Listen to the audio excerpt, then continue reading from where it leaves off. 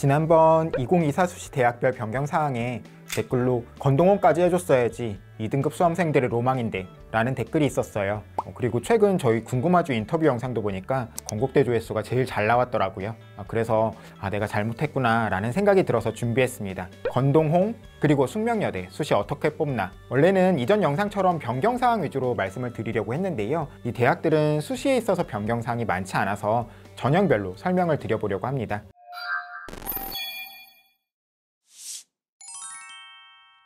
학생부 교과 전형은 건국대와 동국대를 묶어서, 그리고 홍익대와 숙명여대를 묶어서 설명드리려고 하는데요, 그건 선발 방식에 있어서 차이가 분명하기 때문이에요. 건국대와 동국대는 학생부 교과 전형이지만 수능 최저학력 기준이 없고 그 대신 서류평가가 30% 반영됩니다. 그런데 30%에 해당하는 서류평가 영향력이 교과 성적보다 더 크다고 봐야 돼요. 이상하죠?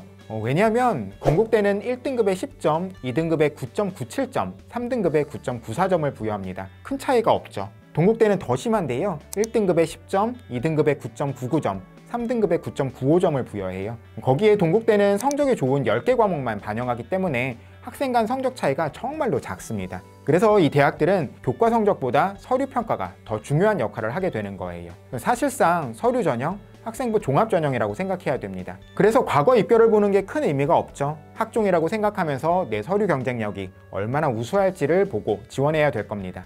근데 그래도 일반고라면 1, 2등급 대 학생들이 대부분 합격하게 될 것 같아요. 작년 저희 점수 공개 표본으로 보면 건국대 교과전형 지원자 중에서 62% 학생이 1등급 대학생이었고요. 동국대도 동국대식으로 바꿨을 때 1등급 대학생이 84%가 넘었습니다. 이 점을 지원 시에 참고하시면 좋겠습니다. 홍익대와 숙명여대는 수능 최저학력 기준이 있는 학생부 교과전형입니다. 홍대는 최저 기준이 3개합 8이고 숙대는 2개합 5예요. 약대만 3개합 5입니다. 두 대학을 비교하면 홍익대의 기준이 조금 더 높다고 할 수 있는데요, 이 대학들은 작년과 달라진 점이 있습니다. 홍익대 같은 경우에는 수능 최저 기준이 완화가 됐어요. 3개합 7에서 8로 완화가 되었기 때문에 작년보다 입결이 조금 상승할 수 있을 것 같습니다.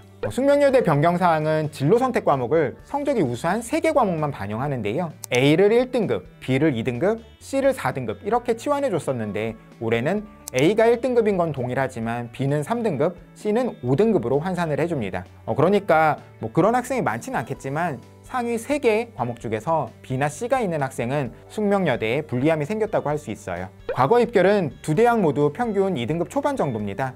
앞에서 말한 것처럼 홍익대는 조금 올라갈 수도 있겠죠. 그리고 또 학과에 따라서 차이가 있긴 한데요, 홍익대 같은 경우에는 건축의 선호도가 좀 높은 편이고 숙대는 사회심리의 선호도가 높은 편이에요.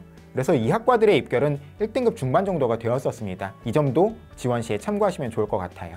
마지막으로 교과 전형의 차이가 하나 더 있는데요, 건국대와 숙명여대는 인문자연 모두 국어, 영어, 수학, 사회, 과학을 반영한다는 거고요, 동국대와 홍익대는 계열에 따라서 인문은 국영수사, 자연은 국영수과만 반영한다는 차이가 있습니다. 어느 대학으로 지원하는 게 유리할까 생각할 때 하나 더 고민해야 되는 지점입니다. 건국대의 KU 자기추천은 2등급 대학생들이 가장 많이 쓰는 전형이에요. 저희 점수 공개로 보면 독보적이죠. 동국대 두드림도 여러 전형을 합쳐서 통계내보면 2등급 대학생이 가장 많이 쓰는 전형 2위에 위치하고요, 홍익대 학교생활 우수자는 5위에 위치합니다. 댓글에 달렸던 2등급대 수험생들의 로망이라는 말이 딱 어울리는 통계죠. 숙명여대는 탑10 안에 들어오는 정도는 아니지만 그건 일단 모집 인원이 건국대, 동국대, 홍익대에 비해 작기 때문입니다. 또 여학생들만 지원할 수 있으니까 이런 순위에는 불리함이 있죠. 아무튼 이 대학들 학생부 종합전형은 크게 건국대와 동국대를 묶어서 설명할 수 있고요, 그 다음 홍익대, 그리고 그 다음 숙명여대 이렇게 3가지로 분류할 수 있습니다. 건국대와 동국대는 1단계에서 서류로 학생을 선발하고요, 2단계에서 면접을 치러서 최종 합격생을 뽑습니다. 홍익대는 면접 없이 서류로만 뽑아요. 또 대다수 대학들이 학생부 종합전형에 최저 기준을 두진 않지만 홍익대는 최저가 있습니다. 교과 전형이랑 똑같이 3개합 8이에요. 그런데 이 최저 기준을 못 맞추면 아무리 학생부가 훌륭해도 합격할 수 없다는 점을 기억하시면 좋겠습니다. 숙명여대는 또 다른데요, 면접이 있는 전형도 있고 없는 전형도 있어요.